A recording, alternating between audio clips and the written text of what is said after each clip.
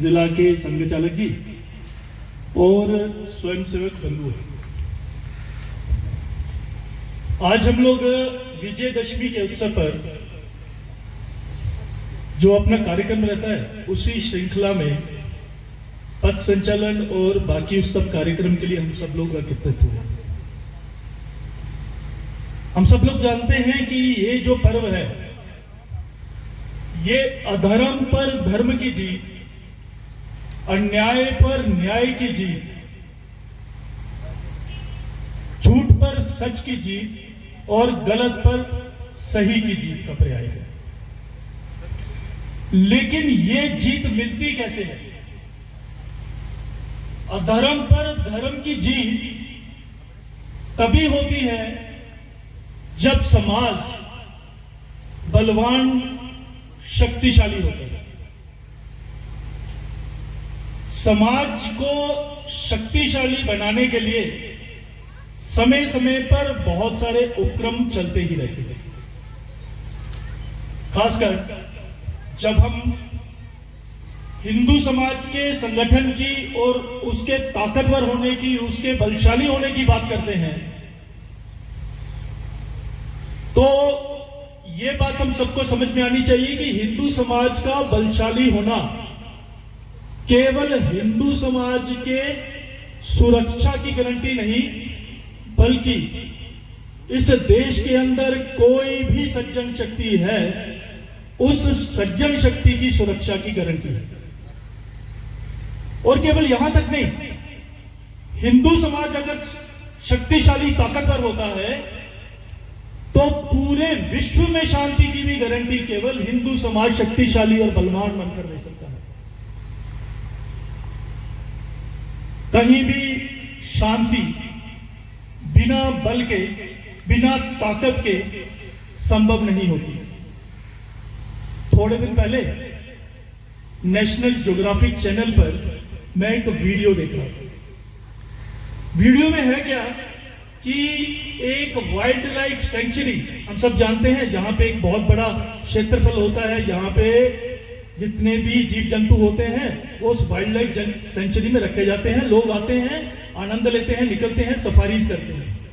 तो उस वीडियो में बताया जाता है कि सफारी करते हुए रास्ते में एक बीच चौक में 10-12 शेर वो बैठे हुए हैं।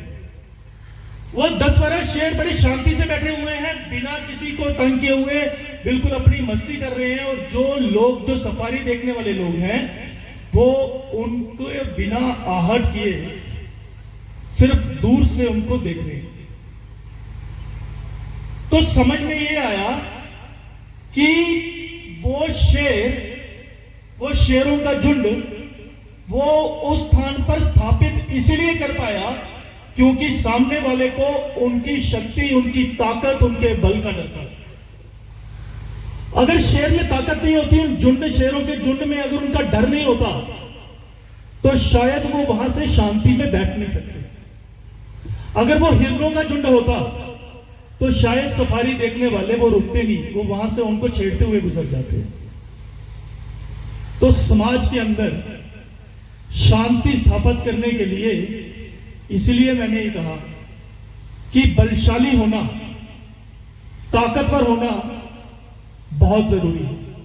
और जैसा कहा कि हिंदू समाज का ताकतवर होना केवल हिंदू समाज की सुरक्षा की गारंटी नहीं, बल्कि पूरे विश्व में शांति स्थापित करने की गारंटी है।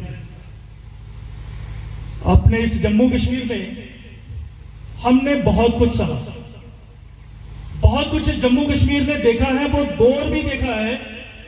यहां पे माथे पर तिलक और हाथ में कलाई बांधने के अपराध में बसों से उतार कर लाइन लगाकर गोलियों से भून दिया जाता था। वो समय भी देखा है। अपराध क्या था उस समय भी समाज का? केवल हमारी आस्था, हमारा हिंदू होना ही अपराध था। ऐसी अनेक घटनाएं देखी। अगर हम याद करें तो जम्मू कश्मीर का कोई पहाड़ ऐसा खाली नहीं होगा जिसने उस समय उन निर्दोष हत्याओं का, हिंदुओं की हत्याओं की चीखें न सुनी हो। इस नाते वो समय दोबारा ना आए, क्योंकि उस समय ने बहुत कुछ दिखाया है। मुझे याद आता है, आज भी हम इंटरनेट पे हम सब प्रयोग करते हैं। एक बच्चे की तस्वीर आपको मिलेगी 1990 की। यहां से जाएं तो एक बार इंटरनेट पे देखना। 1990 की वो तस्वीर है जब कश्मीरी हिंदुओं को कश्मीर से मारकर भगाकर वहां की बहू बेटियों, कश्मीरी हिंदुओं की बहू बेटियों को बलात्कार करके भगाया गया। उन सबके साथ निर्मम से निर्मम तरीके से अत्याचार किए गए। बहुत हत्याएं हुई। उनमें एक हत्या एक छोटे से बालक की भी थी, 4-5 साल का रहा होगा। आज भी जब उसकी तस्वीर आप इंटरनेट पे देखेंगे तो आप एहसास करेंगे उस बच्चे की एक आंख खुली है और एक आंख बंद है। मेरे एक डॉक्टर मित्र हैं, एक बार मैं उनके साथ बैठा हुआ था। मैंने उनसे पूछा, ये मौत इस ढंग से कैसे होती है, क्योंकि उसको तो मारा गया था बच्चे को। मैंने उनको फोटो बताई, मैंने कहा ये कैसे? उन्होंने बोला संभवतः जब ये बच्चे को मारा गया उस समय ये सो रहा होगा, और जब वो सबको मार रहे थे आहट हुई होगी, धीरे से उसने एक आंख खोली होगी और उसी से उस बच्चे को यहां पे गोली मारी होगी। वो तस्वीर आज भी है। वो तस्वीरें दोहराई ना जाए, इसीलिए समाज का बलशाली होना इसलिए अनिवार्य है। कई लोगों को लगता है, वो हमेशा दुविधा में रहते हैं।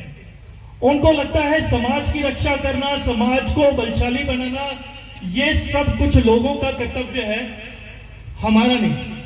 वो अपना ऑनस दूसरे पे छोड़ देते हैं। एक घटना याद आती है, राम और रावण का जब युद्ध हो रहा था, तो उस युद्ध में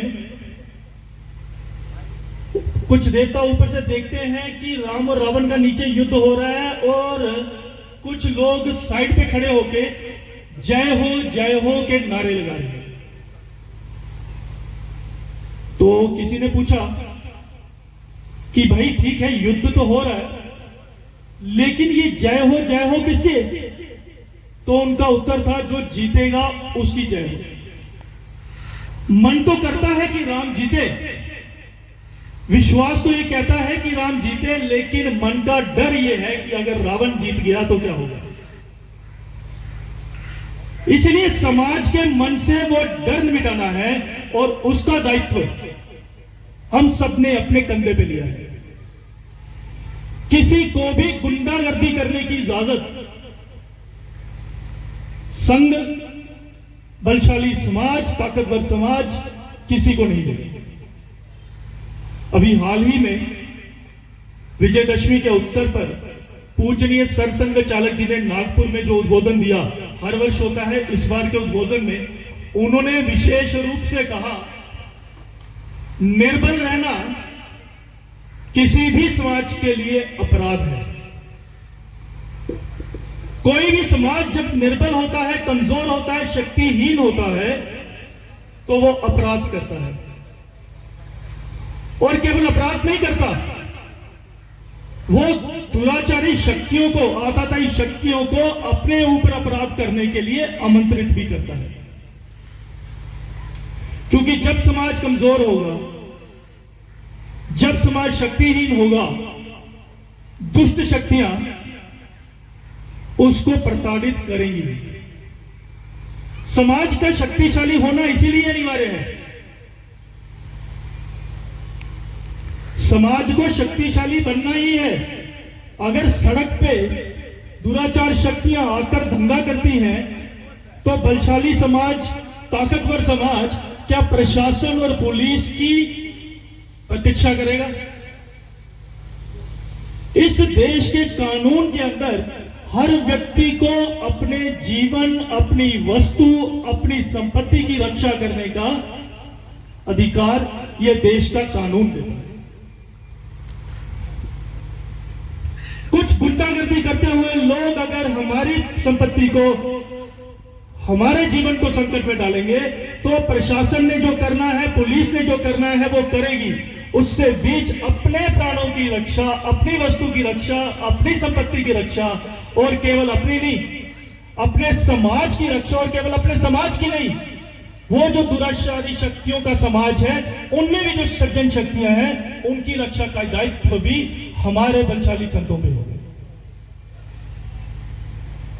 इस नाते हमें ये समझना चाहिए कि हम लोगों के ऊपर बहुत बड़ा दायित्व है। ये अच्छाई और बुराई की, धर्म अधर्म की, ये गलत और सही की लड़ाई, ये कभी भी रुकने वाली नहीं, ये हमेशा से रहने वाली है। इससे पहले भी थी, युगों में थी, अब भी है, आने वाले दिनों में भी रहेगी। सतयुग में भी तो राक्षस होते थे, असुर होते थे, कलयुग में भी है, ये हमेशा से रहने वाले हैं। धर्म अधर्म की लड़ाई चलती रहेगी। सतयुग और कलयुग केवल उस धर्म का पलड़ा कितना भारी है उस युग में, ये इसके ऊपर निर्भर करता है। अगर किसी युग में धर्म का पलड़ा हल्का है, धर्म को मानने वाले लोग कम हैं, अधर्मी अधिक हैं, तो वो कलयुग है।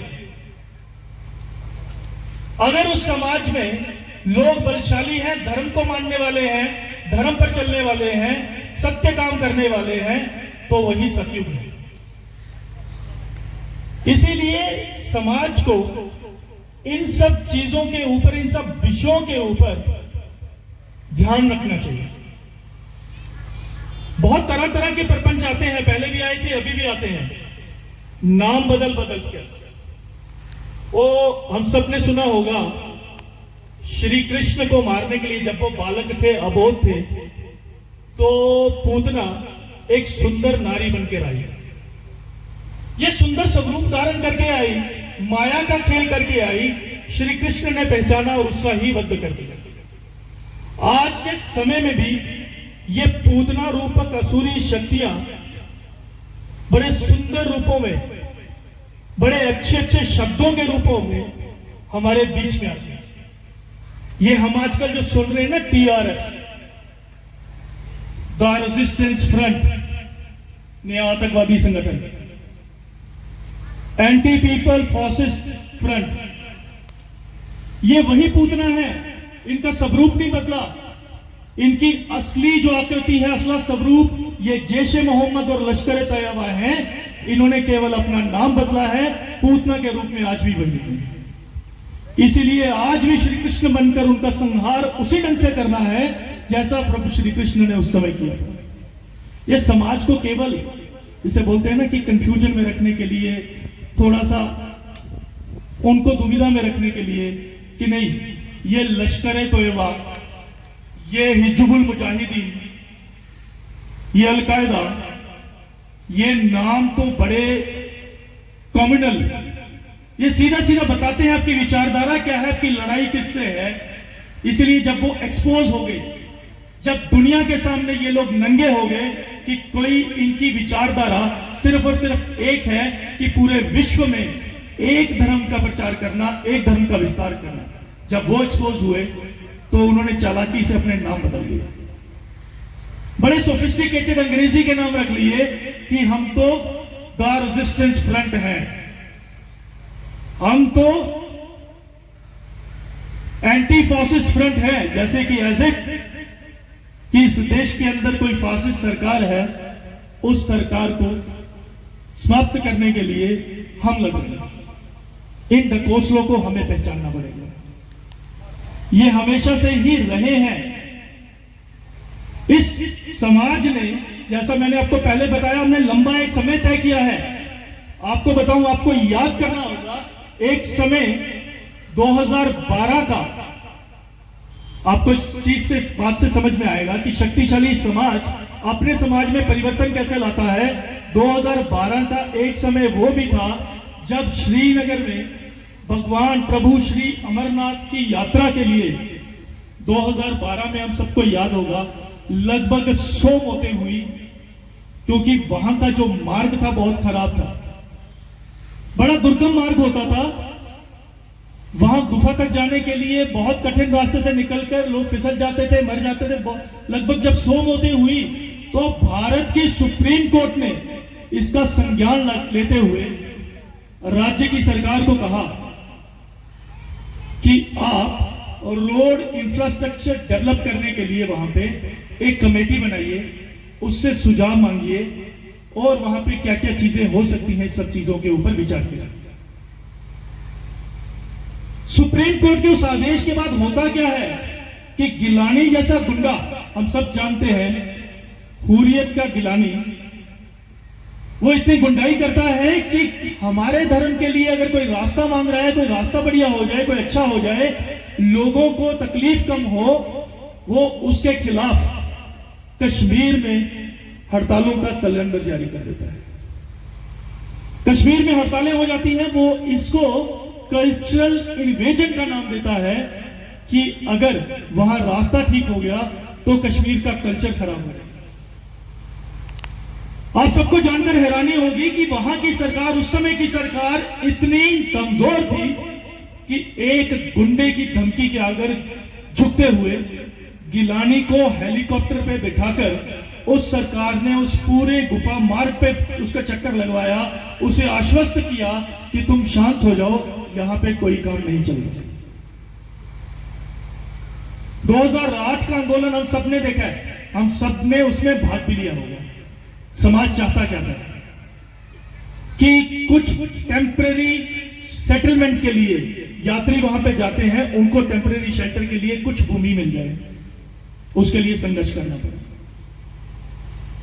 लेकिन जब समाज मजबूत हुआ, समाज बलशाली हुआ, समाज ताकतवर हुआ, आज अगर आप बाबा अमरनाथ की यात्रा पे जाते हैं तो आपको तीन बेस कैंप आपको ठहरने के लिए मिलेंगे। लोग वही, जगह वही, सब वही, साजिशें भी वही, लेकिन अगर कुछ बदला तो वो समाज का मन बदला, समाज का मनोबल बदला, समाज का बल बदला।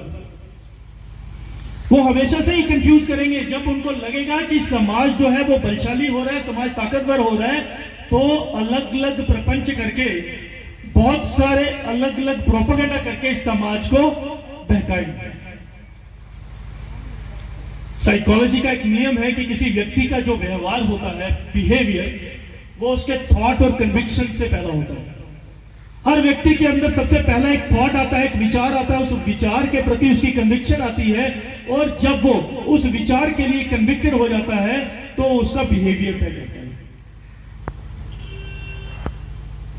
भारत माता को कोई गाली दे, हम सब का बिहेवियर कैसा होता है, हम सब कैसे व्यवहार करते हैं, वो इसलिए करते हैं क्योंकि हमारा जो थॉट है भारत माता के लिए, उसके प्रति हमारी कन्विक्शन है, वो हमारे बिहेवियर को ड्राइव करता है। तो ये असुरी शक्तियों ने करना क्या शुरू किया, इन्होंने इसको पहचाना कि इनके अगर बिहेवियर को, इनके व्यवहार को बदलना है तो सबसे पहले क्या करो, सबसे पहले इनका थॉट जिसने इनकी कन्विक्शन को जन्म दिया, उस कन्विक्शन ने इनका बिहेवियर को पैदा किया, तो सबसे पहले उस थॉट को कंफ्यूज कर। और समाज के अंदर बहुत सारी चीजें चली जिसमें ये थे कि हम देखते हैं, सुनते हैं, इंटरनेट पे बहुत सारी आती हैं, बहुत सारे सो कॉल्ड बुद्धिजीवी पूछते हैं, तुम भारत माता की जय करते हो, भारत माता कभी देखी है कैसी, 2 हाथ हैं, 4 हाथ हैं, 4 टांगे हैं, कितनी है? वो जानबूझकर कह रहे हैं, हमें लग रहा है कि नहीं, वो बिल्कुल एक नॉर्मल तरीका है, वो उसको नॉर्मलाइज कर रहे हैं, लेकिन वो केवल नॉर्मलाइज करने का मैकेनिज्म नहीं है, वो थॉट को कमजोर करने, क्योंकि वो जानते हैं, जैसे मैंने कहा, थॉट कमजोर होगा तो कन्विक्शन कमजोर होगी, कन्विक्शन कमजोर होगी तो हमारा बिहेवियर इस समाज के लिए, इस देश के लिए, हिंदू समाज के लिए वो बदलेगा। इसीलिए ये सब चीजें समय समय पे चलती हैं, हमें इन सब चीजों का ध्यान रखना। देश के अंदर अलग अलग समय में, अलग अलग परिस्थितियों में हिंदू समाज ने अपना योगदान हमेशा दिया है, और सब चीजें बदल गई, हालात जो है वो सुधर गए। अगर हमें ऐसा लगता है तो हमें उस पर दोबारा से विचार करना। आज भी बहुत कुछ ऐसा हो रहा है समाज के अंदर जो शायद ओवर्ट ना होकर कोवर्ट हो, वो शायद सीधा ना होकर वो अंडरग्राउंड हो, लेकिन एक जंग की तैयारी में कुछ लोग हमेशा से हैं। हम सोए रहे तो वो हमारी गलती है। फिर वही समय आएगा जब हमें गोली लगेगी, हम जिंदा रहेंगे कि नहीं रहेंगे, ये कुछ लोग तय करते थे, जो उस समय अपील करते थे कि रमजान का महीना है, सीज फायर कर दो, इस समय किसी निर्दोष को मत मारो। माने कि हिंदू जीवित रहेगा नहीं रहेगा, ये इस अपील पे निर्धारित करता था कि भाई थोड़े दिन महीना चल रहा है, इसमें मत मारो।